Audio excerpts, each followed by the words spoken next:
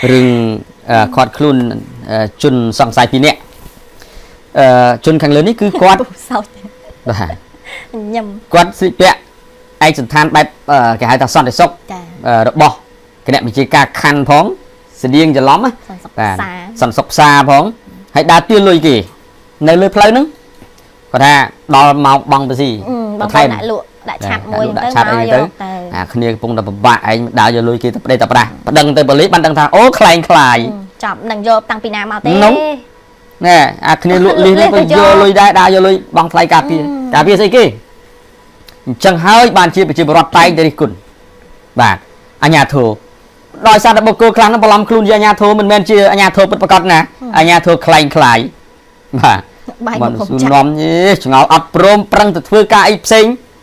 giờ lùi kia sưu chẳng đúng không này bật cầm hai dớp chọc cúc á prom toán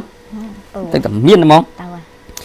cầm lăng anh nhà thổ khăn pu sen chơi bà chỉ mùi nâng phong có ba rồi ba trăm trái muối bàn khoát luôn chun mới pin nè đa dược lôi pia chi và có lụa đô nâng tam chạm tháo vừa ai cầm pô rót tiếng nút miền cá nhẹp áo nâng cái đây cả hai cá khoát su nom chun khang lớn nâng tam bàn đai plei mục rung chạ hông quán thật nơi cùng tập bèn thằng buôn sòng cắt chòm chai mũi khăn pù san chế rít cho thân phnom penh chun sang say khang lơ ti mũi miền mua mây sập hạtอายุใส่สมุนน้ำมุกระบอสันซอกซาตูนบังเรอทีปีสมัชชันอายุใส่สปีน้ำโอ้บอกปนขึ้นมาน้ำเนี่ยมุกระบอสันซอกในตู้ซาในซาตู้บรอได้จนซองใส่แต่งปีกันเลยในสระในขนมสกัดตูนบังเรอบาสกัดจอมใจพุ่มตูนบังเรอมุยคันโพสันชีอันยาโทบันยัยทาจนซองใส่ดาวประมวลลุยกะปีโปรดลุดโดนตามบันไดเพลย์มุกรุงจักขังเลือบาดคือขนมหมักแค่มันเนี่ยจับปีประมวยเหมือนเตยปีนดอกมันเรียgiờ cho anh biếtให้cho mà rồi nhẽ ban lùi giờ thay kì đàn chân cứ thuê ai bị chìm rót chẳng lúc tục lên bán có rớt rướng phải đăng tới căn nhà thừa hai bạn bày cả và ăn vót tam bọc chia được bao sọ căn nhà đất đại chia ap ba này cái này ba khăn pu sen trí nơi ngày mà sao mình lục phun sụp phán ap ba rương khăn pu sen trí bạn được nom cầm lăng xem bạn cái chìm rau cho từ khoát luôn chun song sai từ phía này khang lứa mình chun từ phong có ba đòn tập bát đập bấy co sang một nước mình chun từ cá này tịnh thí plei chăm chim sét tập pon từ là cả khi mơ khơiแต่มันแหนมมุ้ยนึงน่ะดังจะบ้าทาเชียแหนแต่tiêuเลยดิแต่มุ้ยจิตมือมันเคยเนี่ยมันตั้งทำมุ้ยหน้าฉันมือตั้งไปมาซ้อมมั้งเนี่ยฉันสู้ดาวันที่ท่าดาวันจุยมือในมือปีเนี่ยนั่งมุ้ยหน้าแต่มันแหนมุ้ยสกอร์อะไรเนี่ยดัดเปะไอสันทานเนี่ยบอลจิมาโตเนี่ยปัจจัยมันแหนจิตมันตั้งทำมุ้ยหน้ามือบอลสกอร์มุ้ยจิตนึงอ่ะมันเนี่ยเป็นจริงแบบโตดบใต้ได้นู่อ๋อใครน้องก็ยังมาเตะผมแต่ใต้ตั้งปีนั่งไงนู่นปูนั่งดิแมนได้แต่บันได้จิแมนได้ฉันมืออัดยูทางมันเนี่ยที่ตั้งมุ้ยหน้ามือตั้งปีลิงิมันมืออัดยูอะไรบอกว่าบอลมือยูปรับชมพองเนี่ยฉันตั้งแต่อ๋อปลายจะปีเนี่ยกระบายคะแนนนั่งไงมือตื่นเย้บาทนั่งไงจูนจ่อบ้านกรมดาวตีลุยตีไอ้เปรตดักจังนะคำปรังทัวการุสีตื่นบ้านตื่นมือตื่นไอ้จังดอกคอพายแต่ไปนั่งไงมือตื่นแต่ไปนั่งไงตัวเรนแต่ได้เตะแต่ซาแต่เมียบางปอนก็ชาติมาจรากันจะประทานเตียดสำนัวเฮาให้ใจก็ตาให้ไอ้บ้านชีอะไรลึกบัตราลึกลางแต่มันต้องจ้ะมันเบียกรอนแต่ในอธิบายพออย่างนี้นะมันดังตัดติดในระบีบระบอบเวรในการเทสคิดหรือก่อเป็นนักทุเรียนดานตีเนาะอัดดังหัวเมียนเคยจอดเทียแบบให้ชมโยธาเมียนการคอนโทรลที่กอบอบออะไรการคอนโทรลเมียนเป็นกอบอบอคือเนี่ยกรรมการประกวดประเจงบังกราบการคลายมันลำนะบอกว่านะมันใส่มาตู้ตื้อดำเรียนยาแคสไฟเรียงกอดชาร์จเมาก็ถ่ายดำพันโอนกอดชกเปียแกะการคอนโทรลไล่กอดลายเมาอนุรักษ์การกระซุ่มในจักรรมบินมาดองมาจะออกคุณดำเรียนยามือนะผมมือแคสไฟเรียงดำมือไม่กอดชาร์จปรับนะเฮ้ยเข้มจังดังหลุมอัดประเทศเข้มกับชียิ้มแตะตัวtừเมกันคอนโทรลใครตะเกียวบ่าองเพียกอดลึกเลี่ยมรองกอดสายตอบมันแกะซื้อดิกอดท่าเรื่องทุเรนได้จังตามเจาะอันตรายเช่นปริวาในปีกลองตื้อไอ้แบบตามในเต็มวิธีคืออักแกะยุทานกอบอบอบานตัวตุ้ลสำนักปีค้างเคยหนึ่งรอดตะกอเฮาอีดับใบตัวเทสคิดนะบ่าตัวเทสคิดตาตัวเรนน้องวิมีนเปียปอนแต่หนึ่งเครื่องกิมีหรือก็cái hai ta sa thì kim miได้หรืออดจังมันยังปะดับทั้งไงดับทั้งไงสันนั่งไงบ่ากาปะนี่สนาสมปีค้างหนึ่งก็บาลอัมตาไปใช่ไหมหนึ่งก็บาล ច្រកទ្វារអន្តោប្រវេសន៍នៅខាងច្រកព្រៃវ៉ានគរបាលអន្តោប្រវេសន៍ស្នើទៅកាន់ខាងភាគីគយនឹងរដ្ឋកោសូមឲ្យខាងគយផ្អាកបិទមិនឲ្យទុរេនវៀតណាមចូល10ថ្ងៃបាទហើយគយគឺមានសមត្ថកិច្ចក្នុងការយកទុរេនដែលគយធ្វើនីតិវិធីថាទុរេនទាំងអស់ហ្នឹងដឹកចេញពីចំការតែមួយឬក៏យ៉ាងម៉េចដឹកចេញពីចំការផ្សេងគ្នាឬក៏យ៉ាងម៉េចពីទឹកដីវៀតណាមចា៎គយនឹងយកអាដំណឹងនីតិវិធីហ្នឹងយកសំណាក់ទុរេនហ្នឹងយកមកកាន់អគ្គនាយកដ្ឋានកបបដែលមិញកបបបងភាគាត់បានប្រាប់មកមិញថាត្រួតពិនិត្យពីខាង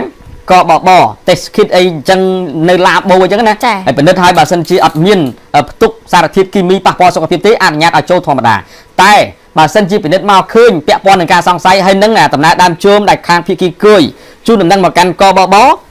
ហើយវាពាក់ព័ន្ធទៅនឹងចំការផ្សេងដែលនៅក្បែរគ្នាឬក៏មានសារធាតុផ្សំមួយយ៉ាងក៏ត្រូវខាត់ដែរក៏ត្រូវខាត់ទុកដែរនេះបើតាមការបញ្ជាក់ពីខាងកបបលោកបានជម្រាបជូនមុននេះបន្តិចដែលខ្ញុំបានជិះតាក់ទងទៅគាត់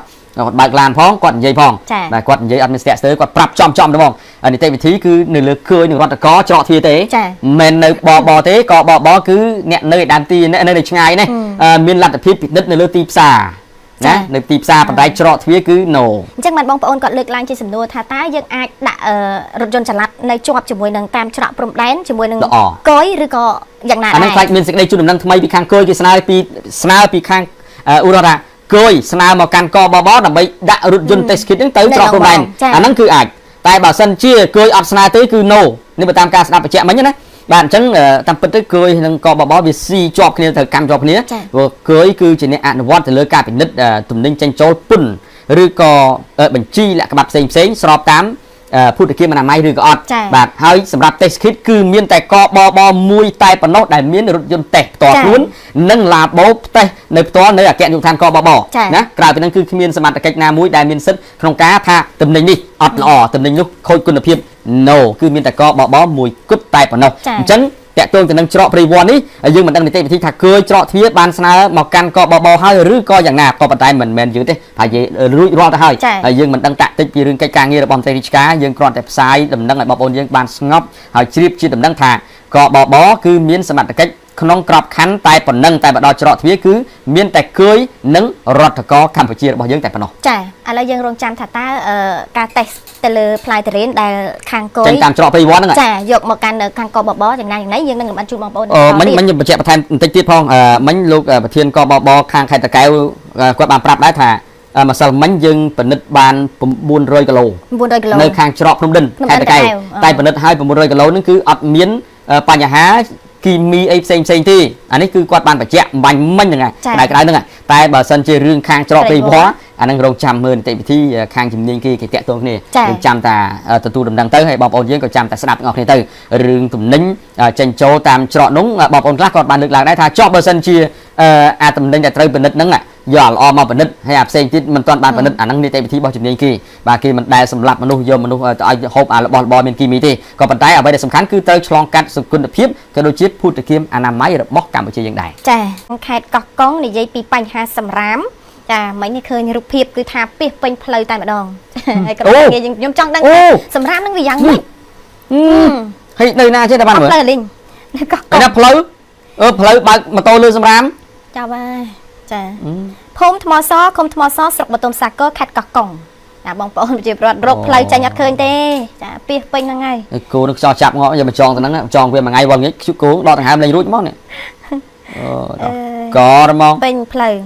ហ្នឹងគឺស្ថិតនៅចំណុចផ្លូវចូលចំការចេកដែលរ៉ាំរ៉ៃជាយូរឆ្នាំមកហើយពួកគាត់បានបន្តថាបារម្ភនៅពេលដែលខែវស្សាមានតែខោកាត់ផ្លូវធ្វើឲ្យក្លិនស្អុយចំណែកពួកគាត់ដែលរស់នៅក្បែរគំនរសម្រាមគឺពិបាកនៅក្នុងការរស់នៅណាស់ហើយពិសេសគឺពលរដ្ឋទាំងចិត្តទាំងឆ្ងាយដែលធ្វើដំណើរឆ្លងកាត់ក៏ដូចជាសិស្សសាលាចាមិនដឹងទៅធ្វើដំណើរផ្លូវណាមានតែផ្លូវនឹងឯងចាចិត្តអស់លេងសងតាមម៉ែជាងទៅដល់អាជ្ញាធរគ្រប់លំដាប់ថ្នាក់ជួយសម្រួលកន្លែងទុកដាក់សម្រាមឲ្យបានស្រួលផងលោកអនសុធិរិទ្ធអភិបាលរងខេត្តកោះកុងបានឲ្យដឹងថារដ្ឋបាលខេត្តបានដាក់សំណើទៅក្រសួងបរិស្ថានរួចហើយរងចាំតែសេចក្តីសម្រេចតែប៉ុណ្ណោះចុងក្រោយអភិបាលខេត្តរូបនេះបានអំពាវនាវទៅដល់បងប្អូនប្រជាពលរដ្ឋត្រូវចេះថែរក្សាទុកដាក់សម្រាមស្នើសុំចាកុំឲ្យចាក់សម្រាមនៅឃុំថ្មសនេះហើយក្រសួងបរិស្ថានក៏ធ្លាប់ចុះមកមើលរួចហើយដែរប៉ុន្តែមិនដឹងថាទីតាំងណាត្រូវទេពីកន្លែងហ្នឹងទៅវិញចេះតែស្នើទៅ បាទអ្នកចាក់ក៏ចេះតែចោលសម្រាមទៅបាទចាក់រាល់ថ្ងៃរមែងអីនឹងធុំក្លិនស្អុយបាទគ្មានកន្លែងចាក់ត្រឹមត្រូវហើយជាគ្មានក្រុមហ៊ុនប្រមូលសម្រាមទេមើលទៅ តែបាត់ផ្លូវនេះផ្លូវស្អាតតែភូមិ ហ្នឹងហើយគ្មានក្រុមហ៊ុនប្រមូលសម្រាមអញ្ចឹងចាក់ ប្រហែលឆ្នាំ ពី រាប់សិបឆ្នាំ ដីចាក់ឡើងបិទផ្លូវមកចំហៀងហើយអញ្ចឹងបងប្អូនយើងអ្នកឃុំនៅទីនោះគួរតែមានសតិសម្បញ្ញៈគិតឡើងវិញបាទនិយាយបែបនេះមិនមែនឌីលឬក៏ថ្មេះអីទេគ្រាន់តែជាការលើកឡើងនិងស្នើបងប្អូនយើងចេះស្រឡាញ់បរិស្ថានខ្លួនឯងផងទោះបីតែវាមិនមុខផ្ទះយើងក៏ប៉ុន្តែតែនៅក្នុងភូមិនៅក្នុងឃុំរបស់យើងឥឡូវផ្សាយនឹងអនអែអញ្ចឹងគេឃើញពីគំនិតរបស់យើងនៅក្នុងមូលដ្ឋានភូមិហ្នឹងចោលសម្រាមអញ្ចឹងអញ្ចឹងគេមិនវាតម្លៃនៅក្នុងភូមិយើងអចេះតែមានទេមកអត់វាច្រើនពេកវាពេកផ្លូវអីហ្នឹងខ្ញុំផ្សាយ10ឆ្នាំជាងនេះមិនដែលឃើញសម្រាមណាលេងឡើងសកាក់អញ្ចឹងមកឃើញដែរប៉ុន្តែគ្រាន់ថាឃើញហៅគោទៅក្នុងដីចំការទៅវាច្រើនមានកន្លែងដុតអីចឹងទៅនេះវាហៀមកនេះសម្រាមនេះលេងបិទផ្លូវចិត្តឈឹងហ្មងសម្រាមហ្នឹងតែពិតពីដល់នេះទេប៉ុន្តែដោយសារតែជីកទៅជីកមកឥឡូវស្នើឥឡូវបើចឹងមិនបាច់ស្នើរដ្ឋបាលស្រុកអីទេបើអភិបាលរងខេត្តកោះកុងគាត់បានដឹងទៅនឹងហើយហ្នឹងបានដាក់សំណើមកក្រសួងបរិស្ថានហើយដាក់សំណើនឹងរបៀបម៉េចដាក់ហ្នឹងគឺរើទីតាំងហ្នឹងឬក៏យ៉ាងម៉េចឬក៏ឲ្យបងប្អូនប្រជាពលរដ្ឋរបស់យើងនឹងចេញលិលាអក្សរឲ្យត្រឹមត្រូវមកបាទជាបឋមសិនចាំក្រសួងបរិស្ថានចេញមកដឹងកលអញ្ចឹងយើងធ្វើមួយជំហានដំបូងហ្នឹងគឺស្នើដាក់បំរាមអ្នកណាមកចោលសម្រាមទៅហ្នឹងផាកពីនៃ10រៀលដូចខាងខេត្តកំពង់ឆ្នាំងមើលចាដាក់ស្លាកហ្នឹងហើយអត់បើសម្រាមលេងស្អីក៏មានទាំងអស់បងប្អូនទេបើសិនមានអ្នកប្រមូលសម្រាមក្រុមហ៊ុនត្រឹមត្រូវហ្នឹងអីទេគេមានកន្លែងចាក់របស់គេត្រឹមត្រូវដល់ពេលនេះអត់មានបងមកចាក់តាណាអីទាំងហ្នឹងទាំងអស់